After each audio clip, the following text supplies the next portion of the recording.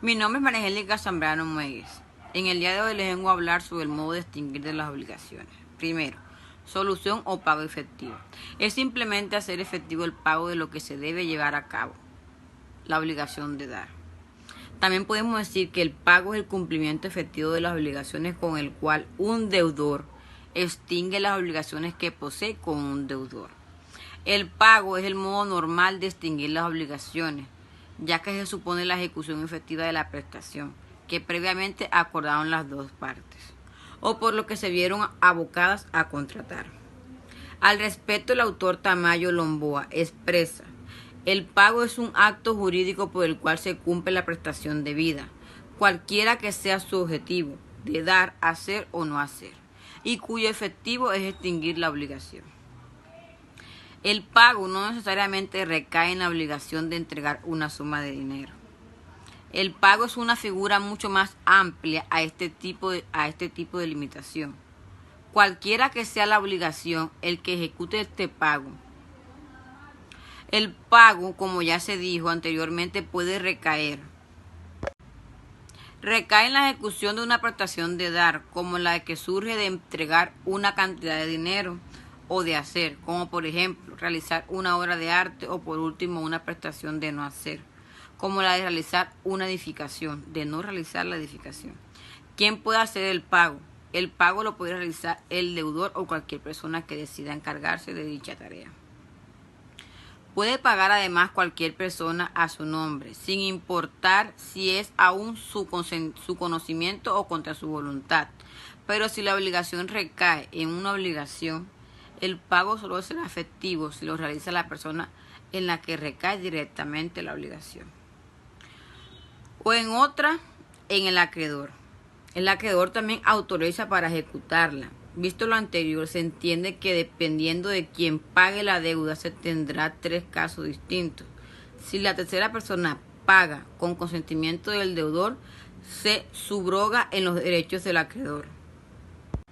¿A quién se le debe pagar?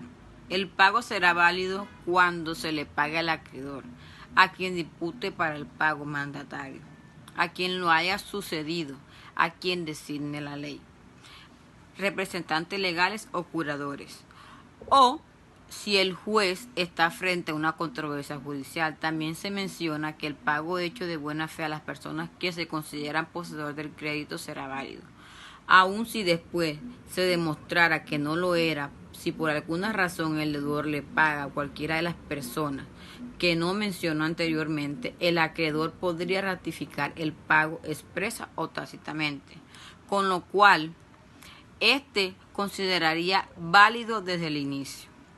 ¿Cuándo y dónde debe hacerse el pago? El pago debe realizarse en primera medida cuando sea exigible, excepto en los eventos en que esté atada a una condición o plazo. Cabe resaltar que además que la época específica para el pago también está determinada con el tipo de contrato. Así, por ejemplo, si se habla de un contrato de compraventa. Contrato de compraventa en que no esté diferido su pago o no se esté atado a una condición o plazo. Su exigibilidad será inmediata, caso contrario a los contratos de trato sucesivo, donde se deduce que el pago se hace de forma periódica, pago con beneficio de competencia y pago por cesión de bienes. Segundo, novación. Es cuando se sustituye la obligación inicial por otra. La inicial se extingue y surge una nueva obligación. La novación es la sustitución de una nueva obligación a otra anterior, la cual queda por lo tanto extinguida. Asimismo, jurisprudencialmente la define. Clases de novación. La novación puede hacerse de tres modos, los cuales se encuentran señalados en el artículo 1690 del Código Civil. Por ello, se realiza cuando se sustituye la obligación primitiva por otra nueva, ya sea reemplazada por el objeto o la causa. Ocurre novación por el objeto, también llamada novación objetiva. Objetiva o real, cuando el acreedor y el deudor por mutuo acuerdo deciden cambiar el objeto de la prestación a la que se ha obligado, reemplazando una obligación de hacer bien, ya sea por una de dar o no hacer. Asimismo, las partes pueden convenir en el objeto material de la obligación sea sustituida por otro. Por ejemplo, si se han obligado por medio de una compraventa o transferir la propiedad de un inmueble. Es posible que en virtud de la autonomía de la voluntad decidan que en vez de la dación del inmueble se transfiera el dominio de un mueble, ya sea un costoso caballo o un famoso cuadro. En materia de derecho comercial, la entrega de títulos de valores que haga el deudor a su acreedor valdrá como pago de la obligación que han contraído aquellos, y por lo tanto llevará implícita la condición resolutoria del pago, en caso de que el objeto sea rechazado. De esta manera, nuestro ordenamiento jurídico lo dice. Pero puede suceder que se realice la novación debido a que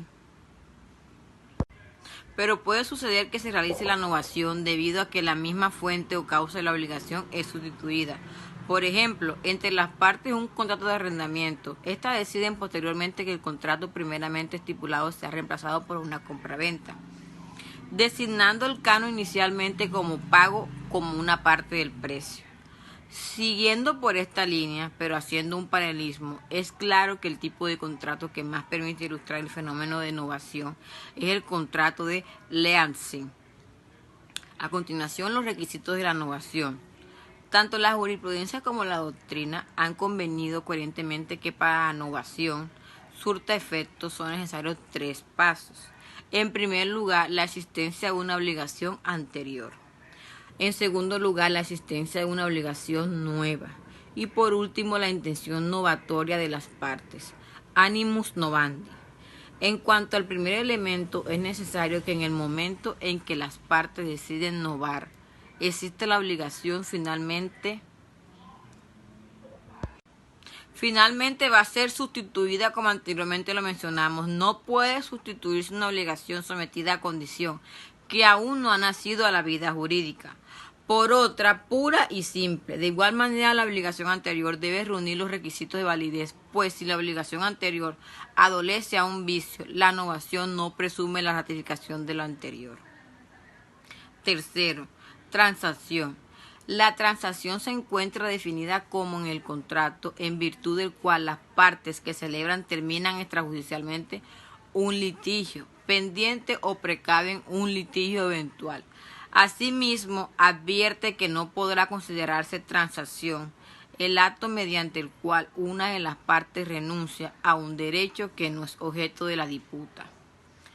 Por medio de la transacción, las partes renuncian o reducen en cierta proporción el monto de sus pretensiones, o dado el caso de una de las partes, puede comprometerse a la realización de ciertas contraprestaciones con la finalidad de que la otra reconozca que aquella es titular de determinado derecho. Quienes transiguen deben estar plenamente facultados para disponer de los asuntos de objeto de la negociación, pues de lo contrario solo podrán intervenir aquellos que por medio de poder especial han sido autorizados para asumir la posición de mandatarios, y así poder transigir sobre los bienes, acciones y derechos especiales y determinados que el poder establece. Cuarto, remisión y condonación. Consiste en el perdón que el hacer el acreedor de la deuda, que solo puede hacerse efectiva si tiene pleno derecho sobre la cosa o el bien. Remisión. La remisión o condonación consiste en el perdón que hace el acreedor a su deudor de realizar la prestación debida, impulsando por fines altruistas o de beneficencia. Así el deudor se liberará del cumplimiento de la obligación, operando a la vez la extinción de la misma, animus solvendi. Para que la remisión tenga plena validez, quien la realice debe tener absoluta capacidad de disposición sobre el objeto de la obligación. La condonación es esencia gratuita, ya que no es necesario para que desista el acreedor de su crédito de la realización de una contraprestación por parte del deudor, si ese fuese el caso, es decir, si se extinguiera. Requisitos de la condonación. Para que la remisión se perfeccione y pueda surtir efecto en la órbita jurídica, es necesario que cumpla en primer lugar con los requisitos del negocio jurídico: capacidad del acreedor, consentimiento, es decir, que el acreedor haga ejecutado la remisión por su libre albedrío y no inducido por un error, fuese o dolo, y objeto y causa lícito. Además, que la capacidad legal que debe poseer el acreedor, debe poder disponer totalmente de la cosa o prestación legal, ni los padres ni los curadores. Curadores o tutores pueden remitir los créditos de los cuales su representante sea titular. Cuando estos recaigan sobre bienes inmuebles, de igual manera existe una prohibición relativa respecto a los bienes muebles o al dinero, pues para que la condonación de estos últimos sea válida es necesario que los representantes legales estén judicialmente autorizados. Si el acreedor dispone a realizar la remisión a través de un mandatario, es necesario e indispensable que dicha manifestación se realice por medio de un poder especial, ya que se trata de un acto dispositivo a diferencia del mandato general, que solo recae sobre los actos administrativos.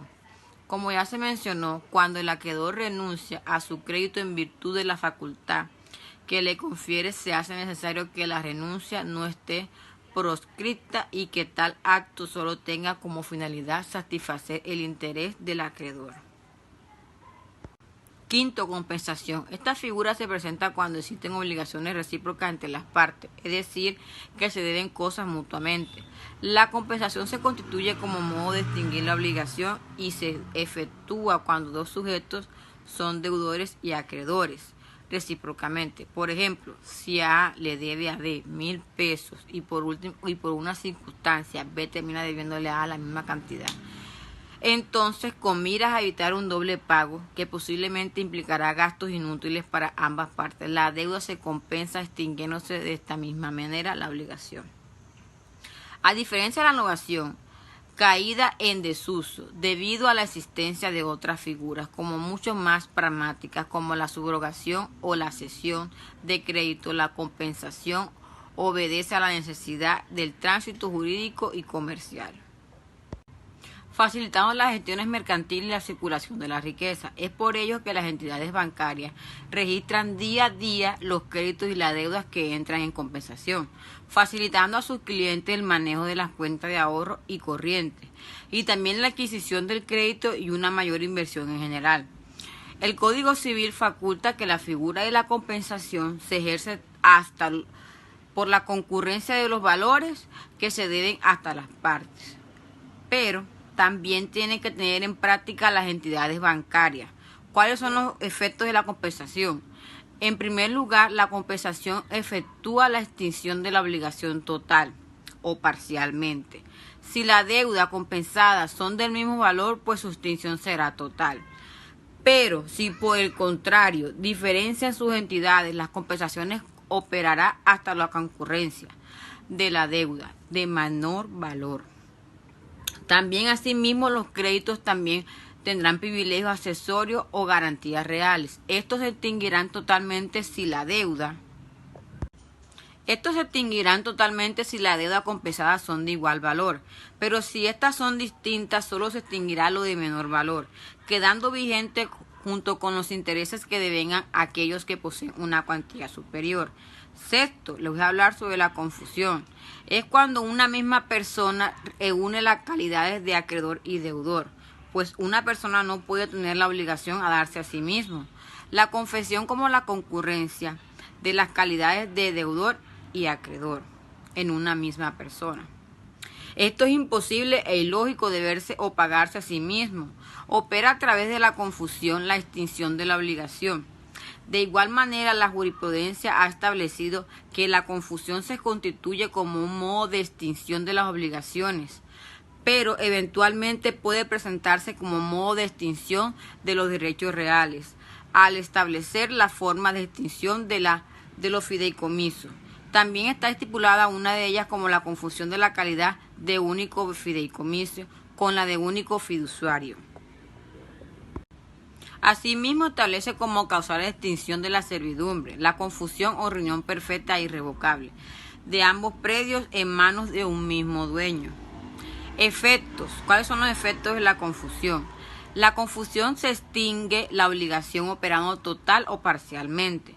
Se dará el primer caso si una misma persona es tanto el acreedor y el deudor, por la misma cantidad, o será parcial si solo en parte concurren las calidades de acreedor y deudor.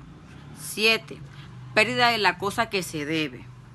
Como su nombre lo indica, ocurre cuando la cosa que se debe, el cuerpo cierto, se destruye, dejando de estar en el comercio. Se desaparece y se desconoce su existencia. En este evento hay que tener una cuantía, si fuese culpa del acreedor, que esto sucedería. En este caso, la obligación sigue vigente, aunque el objetivo de la misma cambia y puede configurarse como algún tipo de indemnización por los perjuicios que podía sufrir el acreedor. Perjuicios que puede sufrir el acreedor. Se entiende por pérdida de la cosa cuando aquella aparece y se destruye, deja de estar en el comercio, o porque desaparece y se ignora de su existencia. La norma comenta que elabora una sección mucho más amplia de lo que en el términos comunes se refiere a pérdida, pues aparte del desaparecimiento es un sentido jurídico. La pérdida de la cosa también se comprende como la incomerciabilidad y la destrucción de la misma. También se entiende que el género no parece como un modo de extinción de la obligación. No obstante, si se trata de un género limitado como 100 kilos de la producción, al parecer totalmente la producción mencionada se hace imposible. Pero el cumplimiento de la obligación dándose así la extinción de la misma. Los efectos de la pérdida de la cosa. La pérdida de la cosa debida como modo de extinción de la obligación hace relación exclusivamente a la teoría de la causa extraña, fuerza mayor o caso fortuito, hecho exclusivo de un tercero y culpa exclusiva de la víctima. De tal manera que si la pérdida de la cosa proviene de una cosa imprevista e irreversible, por fuerza mayor o caso fortuito la obligación se extinguirá. Pero si por el contrario la cosa perece por culpa del deudor o durante la mora de éste, la obligación sigue subsistiendo, pero varía el objetivo. Pues al deudor le compete indemnizar y pagarle al acreedor el precio de la cosa.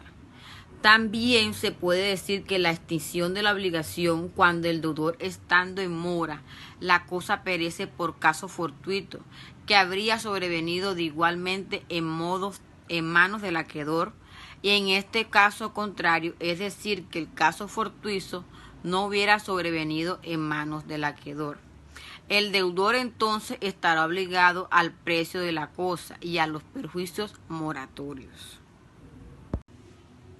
8. Declaración de nulidad o por la recesión. Cuando la celebración del contrato por medio del cual se generó la obligación se anula al no cumplir con los requisitos que disponga la ley para que tenga validez jurídica, por medio de la autonomía de la voluntad privada de la facultad a los sujetos de derecho, para que puedan obligarse y adquirir derechos por medio del negocio jurídico. Estos pueden moldear sus intereses a través del acto que los obliga, y también que pueden crear de acuerdo a sus pretensiones. No obstante, tal acto debe reunir ciertos requisitos indispensables para que pueda ser amparado por el derecho y para que en caso de incumplimiento pueda ser jurídicamente exigido. La nulidad puede ser absoluta o relativa. Son causales de nulidad absoluta. La capacidad absoluta de algunas de las partes se constituyen como incapaces absolutos los dementes, los impúberes y los sordomudos, que no se pueden dar a entender por escritos y otros medios idóneos. Son también causales de nulidad absoluta la ilicitud del objeto o la causa y la falta de alguna de las formalidades. La Corte Suprema ha considerado que estas nulidades absolutas son aquellas que los negocios que lesionan los intereses del orden público, la nulidad relativa y los actos jurídicos que atentan contra los intereses individuales de las partes. Cuando se trata de nulidad absoluta, la legitimación por actividad es amplia. Esta puede ser alegada por ambas partes, incluyendo la parte del origen de la nulidad y a pesar de que alegue sus imprudencias, de igual manera, la causal puede ser por dos vías. A título singular, como quien en razón o negocio jurídico derivan su posición jurídica, a quien celebra el negocio nulo, o a título universal, quienes se constituyen como los herederos. La nulidad relativa, a diferencia de la absoluta, posee una legitimación de actividad mucho más restringida, pues solo es posible que aquella sea alegada por las partes en cuyo favor sea establecido a sí mismo. El juez no puede declararla de oficio, esta debe ser alegada en las excepciones, es decir, si no se adujo como excepciones se pierde la oportunidad. La nulidad relativa puede ser siempre saneada por las partes y su prescripción es de 4 años. También la nulidad, cuando ha sido ya judicialmente declarada y produce el efecto de la cosa juzgada, está situada a las pretensiones del Estado en que se hallaría si jamás hubiese contratado. Noveno, por el evento de la condición resolutoria. La condición resolutoria conlleva la extinción de las obligaciones. Se solicita la resolución o el cumplimiento de que se extingan las obligaciones en la primera porque todo vuelve a su estado inicial y en la segunda porque el cumplimiento, como ya se mencionó, es el pago efectivo de la prestación debida. Cabe anotar que las dos posibilidades es posible solicitar la indemnización de los perjuicios. La condición resolutoria puede ser tanto expresa como tácita. La primera es aquella que está expresa, estipulada por las partes. La segunda es aquella que ya va implícita en todos los contratos bilaterales. Cuando una de las partes ha incumplido con aquella obligación inicialmente pactada en el contrato, por los efectos de la condición resolutoria, las obligaciones se extinguirán, tanto por la parte cumplida exigida, el cumplimiento de la prestación que la extinguirá con el pago, la realización efectiva de la prestación, o cuando se exija la resolución. Cuando exige la resolución, ya que todo volvería al estado inicial, desvaneciendo el nacimiento de la obligación.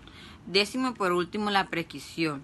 Dada con el caso del tiempo, el acreedor pierde el derecho a exigir el cumplimiento de la obligación por no haber hecho ninguna exigencia. Anteriormente, el ordenamiento jurídico consagró dos tipos de prescripciones: la adquisitiva o usucación y la extintiva o liberatoria.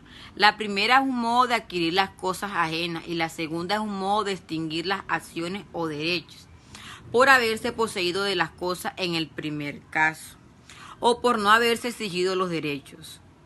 Al respecto de las prescripciones extintivas, debe entenderse como el transcurso del tiempo durante el cual se expira o desaparecen las acciones que posee el acreedor para exigirle a su deudor, bien sea el cumplimiento de la obligación o la restitución de la cosa o la indemnización de los perjuicios. Por este medio de la obligación se extingue. A continuación les vengo a hablar sobre los pasos de la prescripción. La prescripción tiene dos tiempos distintos por el cual se rige. A estos tiempos se le conoce como tiempo largo y tiempo corto. El tiempo largo es también conocido como la prescripción ordinaria o la prescripción de derecho común y este tipo específico de tiempo regula la acción ejecutiva y la acción ordinaria, para lo cual establece que la primera prescribe en 5 años y la segunda en 10. También señala que la acción ejecutiva cuando pasa 5 años se convierte en ordinaria y convertida en esta su prescripción es de otros 5 años más. Para que opere la prescripción es necesario que ocurran 4 requisitos. En primer lugar, se necesita el transcurso de un lapso de tiempo. En segundo lugar, la inacción durante dicho tiempo por parte del acreedor. Por tercero, la prescriptibilidad de la acción. Y por último, la solicitud que se le debe realizar al juez por parte de la persona interesada en alcanzar su declaración.